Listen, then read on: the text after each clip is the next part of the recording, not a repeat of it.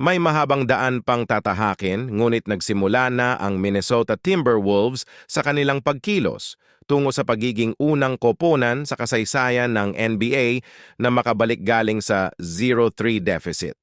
Nanalo ang Minnesota kontra sa Dallas Mavericks sa iskor na 105-100 sa Game 4 ng Western Conference Finals sa American Airlines Center at ngayon ay may 3-1 na sa serye. Bagamat hindi nasa kanila ang pinakamahusay na performances nina Anthony Edwards at Karl Anthony Towns sa unang tatlong laban, sila pa rin ang nanguna sa kanilang koponan sa tagumpay sa mahalagang laban. Kunti na lang ang kulang kay Edwards para sa isang triple-double na may 29 points, 10 rebounds at 9 na assists, habang nakabawi si Towns na umiskor ng 25 points at 5 rebounds sa likod ng 9 of 13% shooting mula sa field at 4 of 5% sa tres.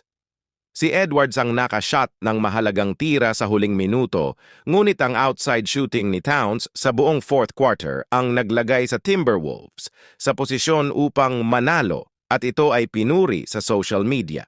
Bagamat nasa maagang foul trouble sina Edwards, Towns at Rudy Gobert, habang ang Mavericks ay gumulong upang maging tabla sa halftime. Si Luka Doncic na may 28 points, 15 rebounds at 10 assists ay nagkaproblema sa kanyang shooting simula pa lang ng laro, ngunit nagawa pa ring manguna sa home team kasama ang free throw at paglaban para sa boards. Pagkatapos, nasaksihan ng Timberwolves ang buong karanasan ni Towns, kung saan sa wakas ay natagpuan niya ang kanyang shooting stroke at pinabagsak na sa kanila ang lamang bago siya tinamaan ng hindi magandang fifth foul bago pa man magsimula ang ika-4 na quarter. Sumagot ang Dallas sa tulong ni Jaden Hardy na nagbigay ng hindi inaasahang pagsiklab sa pamamagitan ng maraming dunks at outside shooting. Nangangahulugan ito ng lahat sa winning time sa fourth quarter. Uminit si Towns at bumitaw ng 3 monster triples sa ika-4 na quarter. Naglaro rin siya ng kahanga-hangang two-man game sa ilalim kasama si Gobert sa ilang pagkakataon. Isang dahilan din ng panalo ang nagawang clutch 3 ni Edwards sa huling 40 seconds ng laban.